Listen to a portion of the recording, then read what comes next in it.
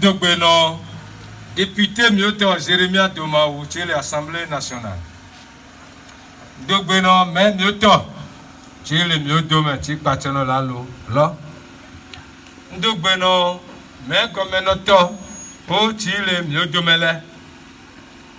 et donc, non, et conseil communaux, Korosea, Anipena, tu es le Mioto, donc, non, CVO, Chile, Banigbe, Koro Conseil Auto, Ndogbeno, Amekpe, Fofo, Megao, Yadjevio, Nyonuo, et Sessenga, Fofo, Pandemolobe, suppléante Kéyen, Mati du Sodokin. Kekingo, Ndo, Ozono. Et do, Didjanon, Suboto. Et le mieux demain, il chanoukou, si vraiment c'est à yoyou, mais regardez cadeau le nom moi, n'y a renouvelé le bureau, il va pas mon nom partir à Corée avec l'Idouma, donc c'est à ti nettoyer l'anglais, il veut ça d'ado psychologie et d'idiome et de économie.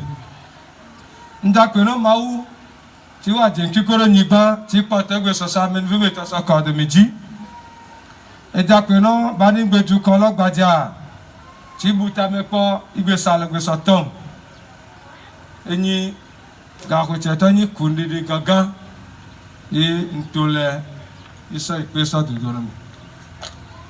Ntole tahu, il nous a mis ça même à Kodada et va. Et me doit dalo non nommé yak panko nkoyi bani beto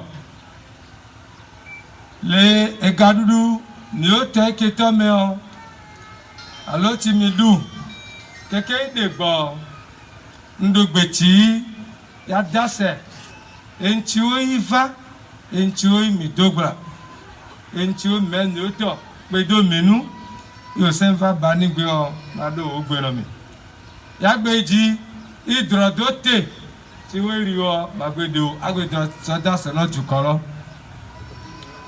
le entuwe va le ko ma ton me wo nkoto no mi do to ko mi o to mi apa o tu kha godoglu eka si o do na botale o eni wawa et clôture Docteur Koloto, le amaton la glaméon, et niwawa. Non, il va pas se clouer, tenu de vieux, les formailleurs, au tron, il va drado, le péo à moyuni.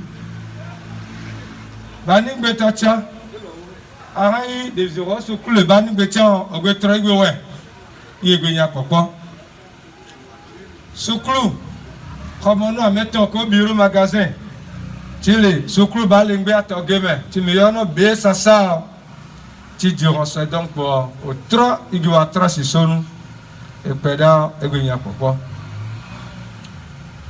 les deux de l'eau, si nous devions acclamer, tu as mon saisi là, au 3, tu as pour le bureau comme magasin, à Dadou, à Meve, comme on l'a qui n'y a mené. Et les gosses soda.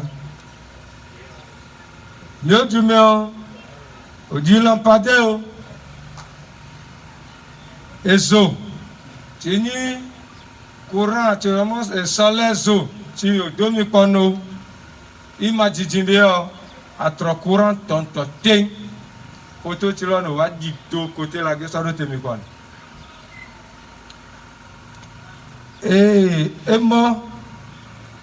Mioto, mi dononse, e bien no miogalo, mi akono mono kwekwe, mi teno kwe drano kanka kindolo nu.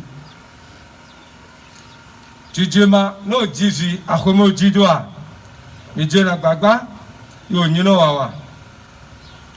Agbeso ijio, mi akomo sole lalo, ki avayi agbome, to banigbe o, e motini goudron unoto, les draps de thé, Beta sogbe la le tomeo to comme to bien meo et molo oleji le akhwadino sa ah mi d'accord mi sogao imole hama egbe nya me la gbenu yo mi ado je se anyamo ne le doji wa ko egbe poto na nyamo ede po wa nde horu le dodore kanmo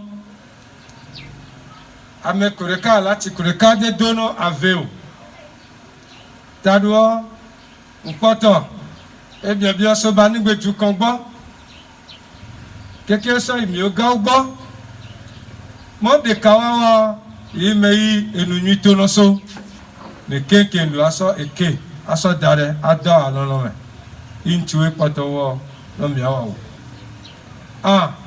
ntole ode yaro no agoti onje inya koro tinde nyao mbioto jukologbomo mi aso king ndasen ahunuhu che o de bo sa maso entinyi drodro chiana iju banigbe jukwa inko sadote no jukola koro mioga o tile miodome enu koton suklu tinyinyo balengbe atogeme eria suklu kho monu ameton biro magasin kora dadu ke suklu kho tin de vieux bani beto de wadeu wo no yo leme suklu kha famaita khocha de wadeu e monu kureka ileshi ti o mo dradwe vo monu ameto ya khosu jeshi watro adra e modure mi adoke kuyo e mo ti o do okay mo ranke no mi so le zari to famai kushika ko se mere konde dade e mo lode mi le dodo mi o to mo adoke kui mi so le no we ko banigbe so iklekame sato gbogbo kwe e mo lo mi le dodo mi mo o do adu adoke kui no mi banigbe achekwe asato solanyukwe faenukwe ele réellement adoke kui no mi oni wado e dagbonu waso ya gbonwe ato gboyukwe o e mo lo le dodo mi o ate po adoke kui ji dolokwe va ipoji ato edukwe dolokwe aso ikplankwe dolokwe aso esekwe banigbe afamai asoto lokokwe sosakwe fagrakwe sojikwe ato sekhanukwe e monoto kekengo ole drodrome imi jimo wawa no mile segbe aso de dono e moneka oli mi drodo mio projet lo memo wa huno mi e mochio banigbe gboyukwe ya to achekwe gboyukwe lo le mi ojume bo no ava gboyukwe ta ge va o kwe mi agbe me bo ojume wa to ke ava no mi so e mochi so le fa inu kwa sa isekwe ele nécessaire alors le vivre ino kino mi anyo kuchika kwe va igbonmo kwe aso so bota kwe mochi so le banigbe so iklekame ya cha le vivre ye wa huno mi ezo do ayi village lo kekeme lo jukolo keke le fun peko panneau solaire tira odido na ni popo o afide ka oli sinya fi wlawlaw afivivimeo tin ma jo nu vo jonere o mi te po mo ate po adozo do no mi afi le mi ododo mi o ni proposer allo le mi ododo mi o ameve de kano banigbe son de kano soji kwele afomaida Agbeso Dio Dotokwe. Les Djidji, le village, Formaïkoro, Kouchoukankoyo, les autres même, on a tous des cadeaux de demain au village locaux. Et si, Wagwa, et si les cas, si les châteaux, on entend, les Nohanion, des pédos, du colon, quelques mégots, les autres même, on a des cadeaux, Kouchoukankoye. Si neti et si dei, Kokil, tu veux me si dei yo. Il y a des pas, les droits de l'homme à Donchi, à son règne, Souklou Myoto, Kenken, le village, il a connaît. Souklou, le motou. À son âge, il a Janino, il y a une vidéo directeur. Et bien, les Myoto de mémoire à clôture, Souklou. Nous mourons de Djevioto. C'est un centre de loisirs des jeunes. Et rien mais les banibé. À Fobol ou Koko, le mentor, il est parti. Il est président. Bon, le temps, le Bénin, il m'a dit. Mais bien, moi, à quoi de menou et terrain, ballon, nuit à tout du hatuno, mais les banibé. Il y a bien, alors, so, et ONG. Akosu mado alon les deux dit nous non mo ate kwa igbe bobo ni onu oto ate ko a do alon de jinomi des itio ni nyotozio ni wa meno do wa menedon ate ko no wa kwa logo aha ke da jevi ti o isukuru de diplôme de podo re awa no ate ko apodo awa. Les villages à Bénin, tu l'as rondement mis au village de Ka, il y a des vieux sous-clous. Tu as mon école maternelle Césé. Il y a une couchigahoué. Et le village, il y a et arrondissement, il y a deux secrétaires. Secrétaire, tu as les laits. Et on a un gachagamé. Il y a bien tout le monde à Nami. Nous sommes à comment tu n'as mis vaille n'a pas de cas. Elle est là, elle n'y a pas quoi. Il veut tout, elle veut rien.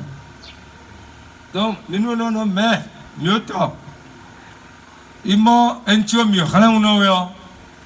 Oui, rien. Tibanigbe, rien. Et à Seng, il y a Bofon, il y a Kaito, à Diani. Il y a un tueur, il y a rien. Nous sommes il y a bien banik beto kenken. Tant, mieux vieux, mieux fofo. Tu as zogé.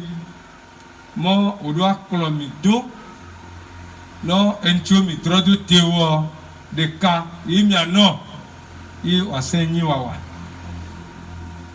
Et gars, luto.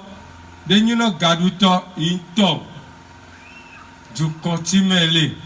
Du côté tradi, oui, non, non, ga. Oui, t'es no soga. Ce soutien rien quoi. Yana, ce soumi. Mais rien que na soga, moi ça. Ah, ouais, ça ne. Ah, ouais, ça ne. Les bien ça, mais ça me voit, et tu as levé filet.